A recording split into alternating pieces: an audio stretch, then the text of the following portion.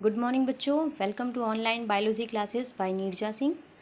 बच्चों, अभी तक इस चैप्टर में आपने पढ़ा कि पुंकेसर जो है वो पुष्प का नर भाग है और स्त्री केसर या पिस्टल कहें या आप अंडप कहें, ये पुष्प का मादा भाग होता है।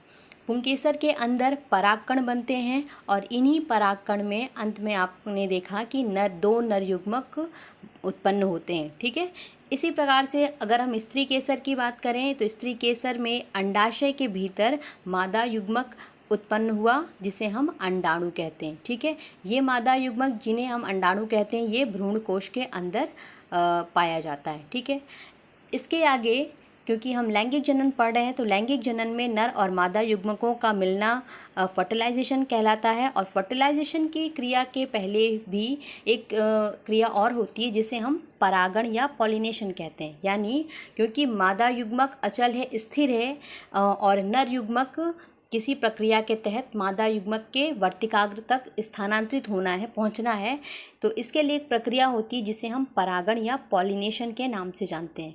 तो ये लेक्चर परागण से संबंधित है। चलिए शुरू करते हैं।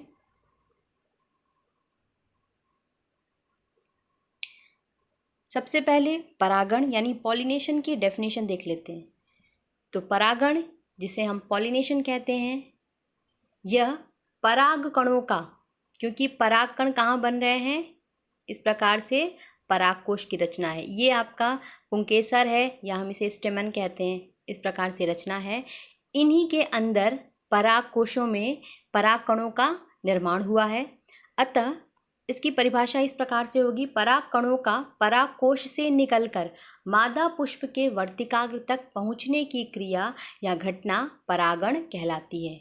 ठीक है, आप इस डायग्राम से समझिए, ये एक द्विलिंगी पुष्प है। ठीक है, ये जो है ये मादा भाग है पूरा का पूरा, इधर अंडाशय वर्तिका और ये टिप वाला भाग वर्तिकाग्र है। और यहाँ पे जो आपको पीले रंग की संरचनाएं दिख रही हैं इस प्रकार से, ये क्या है, ये पुंकेसर है और इसका फूला हुआ भाग आपका परागकोश है जिसके अंदर परागकण बने हैं। तो परागण की क्रिया या पॉलिनेशन की प्रक्रिया में क्या होते हैं, यही परागकण जो हैं ये मादा भाग के स्टिग्मा यानी कि वर्तिकाग्र पर स्थानांतरित होते हैं। स्थानांतरित होने के लिए कई साधन भी हो सकते हैं, कई माध्यम भी हो सकते हैं। और अगर द्विलिंगी पुष्प है जिसमें आप तो ये स्वतः ही क्या होते हैं, ट्रांसफ़र हो जाते हैं। तो इस प्रक्रिया में हमने क्या देखा कि पराग कणों का सिंपल डेफिनेशन है, पराग कणों का पराग कोश से निकलकर मादा पुष्प के वर्तिकाग्र तक पहुंचने की क्रिया परागण कहलाती है। ठीक है, सेम डेफिनेशन आपकी इंग्लिश में भी है। The transfer of pollen grain from anther to the stigma of a flower is known as pollination. आपको बता दिया पॉलन ग्रेन किसको कहते हैं, परागकण को।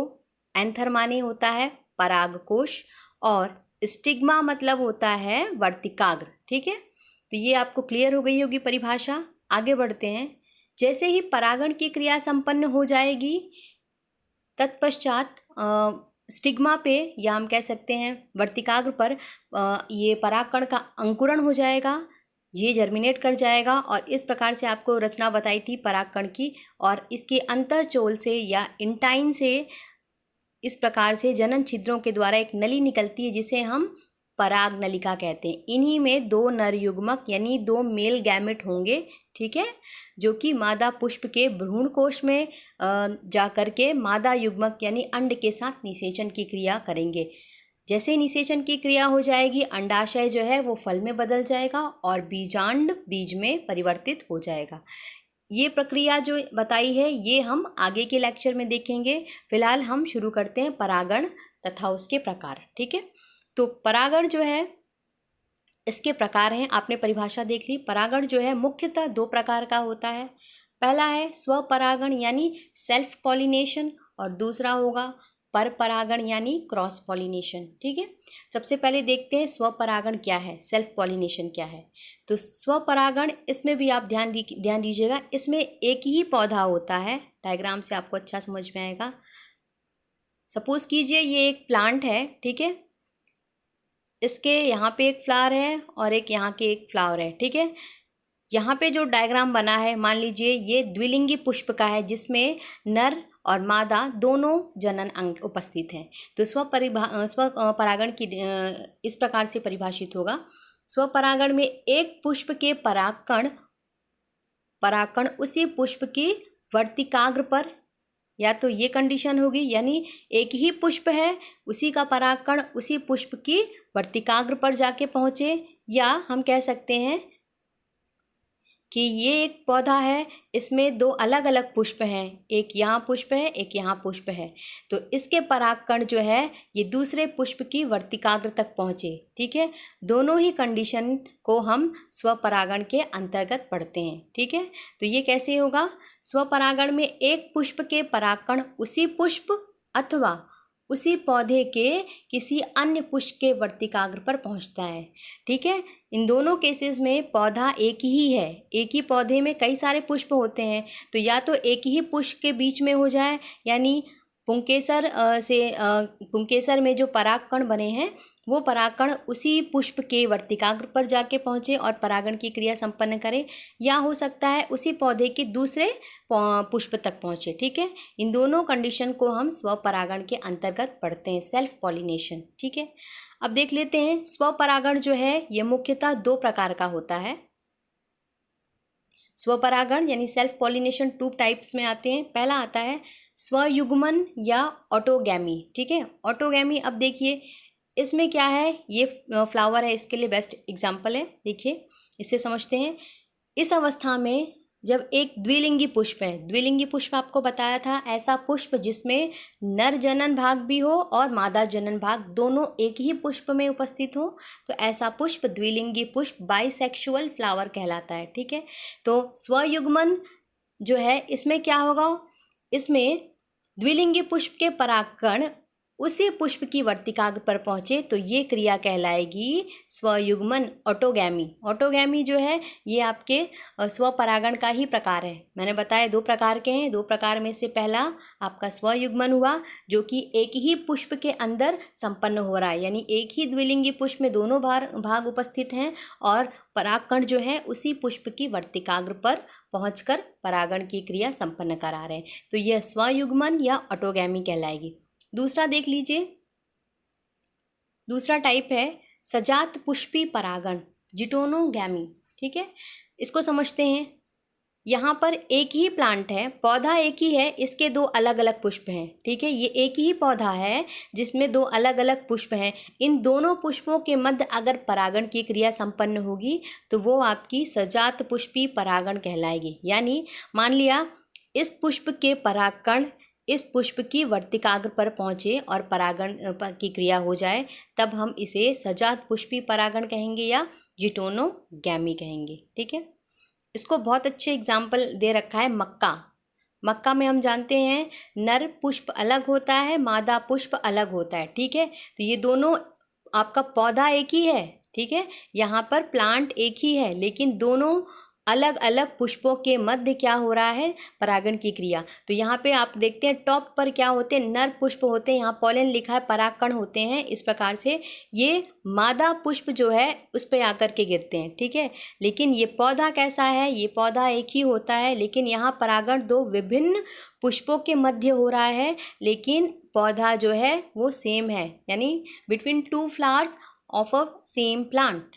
ठीक है, इसको देख लेते हैं। जब एक ही पौधे के पुष्प के परागकण उसी पौधे के दूसरे पुष्प के वर्तिकाग्र पर पहुंचते हैं तो इस विशेष अवस्था को सजात पुष्पी परागण कहते हैं। बेस्ट एग्जाम्पल है मक्का यानी मेज। ठीक है, अब ये जो 2 पुष्प हैं ये हो सकता है ये एक लिंगी हो और ये दूसरा पुष्प द्विलिंगी हो, या दोनों ही पुष्प द्विलिंगी हो, या दोनों ही पुष्प कैसे हो, एक लिंगी हो, लेकिन एक नर होना चाहिए और एक मादा। ठीक है, आशा है समझ में आ गया होगा। नेक्स्ट देखते हैं, दूसरा टाइप है आपके परागण का पर परागण यानी क्रॉस पॉलिनेशन।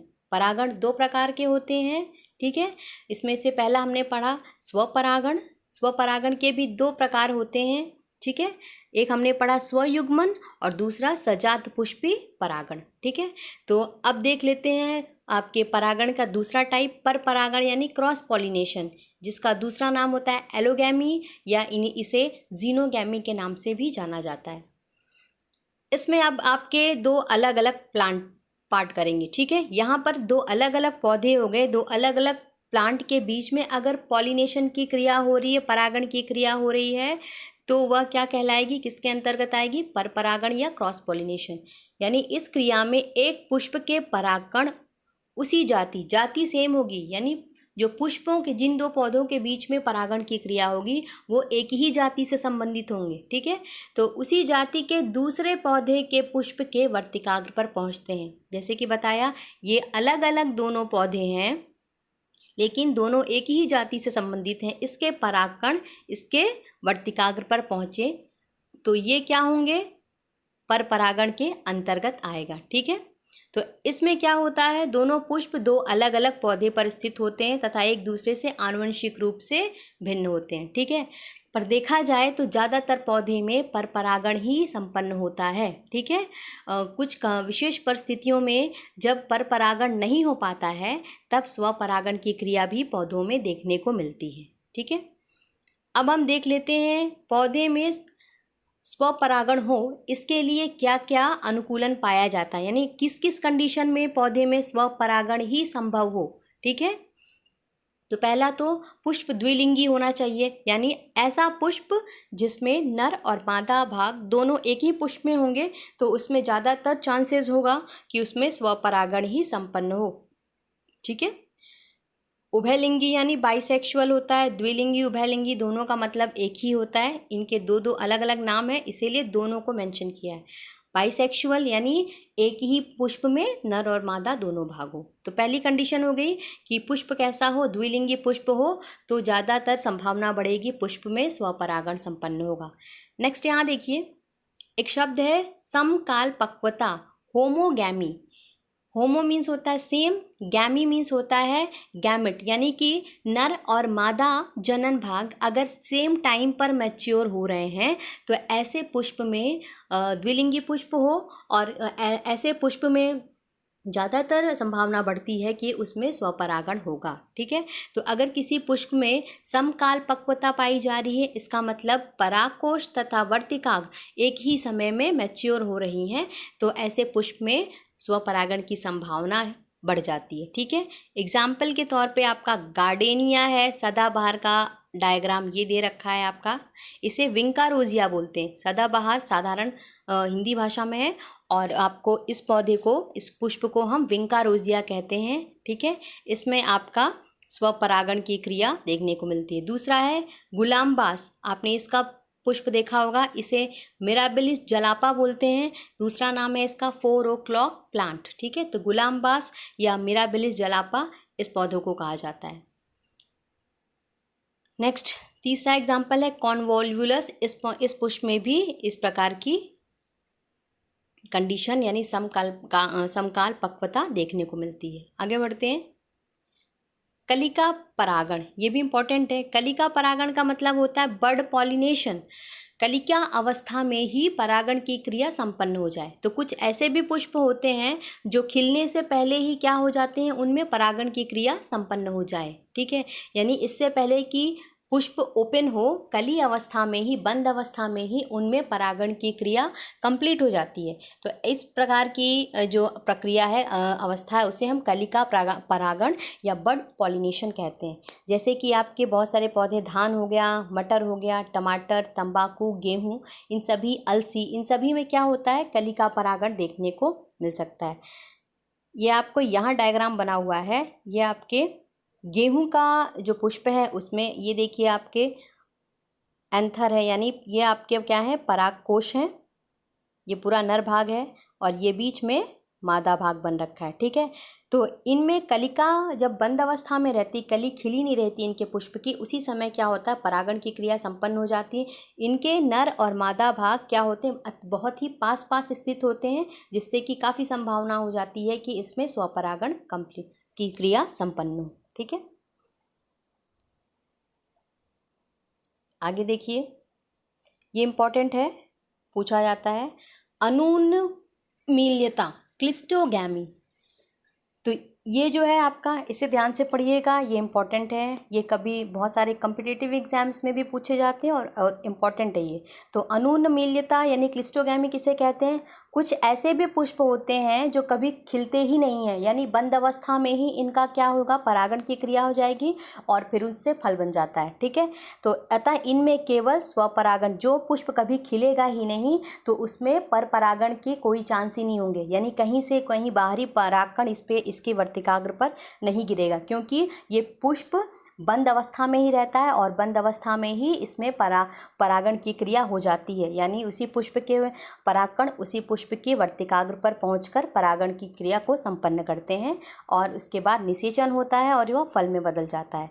अब इसके एग्जाम्पल, बहुत अच्छा एग्जाम्पल है कनकौआ, जिसे हम कॉमेलिना बेंगालेंसिस के नाम से जानते हैं। ठीक है, तो ये इनका बोटैनिकल नेम है, कनकौआ सामान्य भाषा में बोलते हैं। दूसरा है मूंगफली, वोयला, खट्टी बूटी, ऑक्जेलिस, ये सभी क्लिस्टोगैमी के एग्जाम्पल हैं, यानी ऐसे पुष्प जो कभी खिलते नहीं हैं। ठीक है, यानी कभी नहीं खिलते हैं और बंद अवस्था में ही परागण की क्रिया हो जाए। ठीक है, ये डायग्राम बना हुआ है आपका कॉमेलिना बेंगालेंसिस का। ठीक है, एक चीज़ और इम्पॉर्टेंट है, कुछ ऐसे भी पौधे होते हैं जिनमें दो प्रकार के पुष्प खिलते हैं। यहाँ ऊपर देखिए और यहाँ पे नीचे जो पुष्प खिले हैं ये बाद में किस में बदल गए हैं, बाद में बदल जाएंगे फल में। ठीक है, तो यहाँ जो आपका कनकौआ पौधा है इसमें दो तरह के पुष्प मिलते हैं।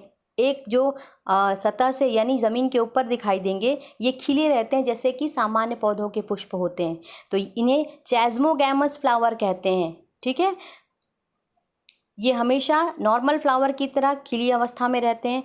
दूसरी प्रकार के होते हैं, इन्हें क्लिस्टोगैमस या अनूनमिल्य पुष्प बोलते हैं। ठीक है, जो अपनी जीवन पर्यंत किसी भी अवस्था में खुलते नहीं हैं, खिलते नहीं हैं, बंद अवस्था में ही सारी क्रियाएं संपन्न हो जाती हैं। तो ये जो पौधा है ये इंपॉर्टेंट है, कॉमेलिना बेंगालेंसिस, जिसमें दो तरह के पुष्प पाए जाते हैं, एक जो सामान्य पुष्प की भांति खिलते हैं और दूसरा जो ज़मीन के अंदर होते हैं वो बंद अवस्था में ही रहते हैं। ठीक है, यही चीज़ नीचे दी हुई है कि कुछ पौधे ऐसे होते हैं जिनमें, जैसे कि आपका कनकौआ हो गया, खट्टी बूटी को हम ऑक्जेलिस के नाम से जानते हैं, वोयला पौधा है, इन सभी में दो तरह के पुष्प खिलते हैं।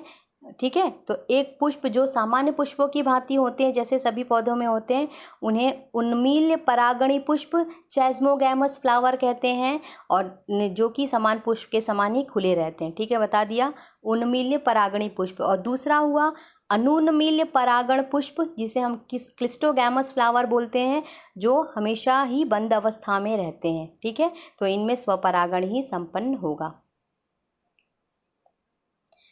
अब देख लेते हैं स्वपरागण से क्या लाभ है। तो स्वपरागण जो है, क्योंकि बहुत ही आसान और निश्चित प्रक्रिया है जो स्वतः ही हो जाती है। ठीक है, हमें किसी माध्यम पर निर्भर करने की ज़रूरत नहीं पड़ती। ठीक है, तो इससे क्या होता है, पौधे का वंश चलता रहता है।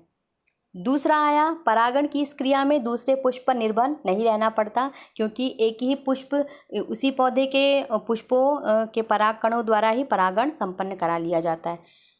तीसरा देखें, स्वपरागित जो भी पुष्प होंगे उनमें विशेष रंग नहीं होगा, सुगंध, मधु आदि उत्पन्न करने के लिए ऊर्जा को खर्च करने की आवश्यकता नहीं होती, क्योंकि जो भी आपके परपरागित पुष्प होंगे उनमें माध्यम चाहिए होगा जिससे कि परागकण एक पुष्प से दूसरे पुष्प तक जा सकें।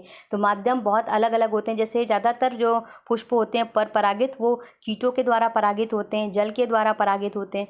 तो इन सभी पुष्पों में कीटों को आकर्षित करने के लिए परपरागित पुष्पों में विशेष रंग, सुगंध पाई जाती है, मधु की आवश्यकता होती है, लेकिन स्वपरागित पुष्पों में इस प्रकार की कोई आवश्यकता नहीं होती, जिससे कि ऊर्जा भी कम उपयोग होती है। ठीक है, नेक्स्ट देख लीजिए, स्वपरागण में परागण के लिए कम परागकणों की आवश्यकता होती है, क्योंकि वो उसी पुष्प में ही मौजूद होते हैं। बाहर इन्हें कुछ स्थान तक चल के नहीं जाना पड़ता, जिसके कारण ज़्यादातर संख्या में जो परागकण होते हैं वो बनाए जाते हैं। ठीक है, लेकिन स्वपरागण क्योंकि अपने ही एक ही पौधे के अंतर्गत संपन्न हो रहा है, तो इसमें स्वपरागण के लिए परागकण की खपत कम होती है, कम आवश्यकता होती है। ठीक है, अगला स्वपरागण जो पुष्प होते हैं वो शुद्ध नस्लीय होते हैं, क्योंकि इनमें दूसरे कह सकते हैं आनुवंशिक कह सकते हैं विभिन्नता नहीं आ पाती है, ये उसी पौधे के होते हैं, अतः उनमें पैतृक गुण कैसे होते हैं,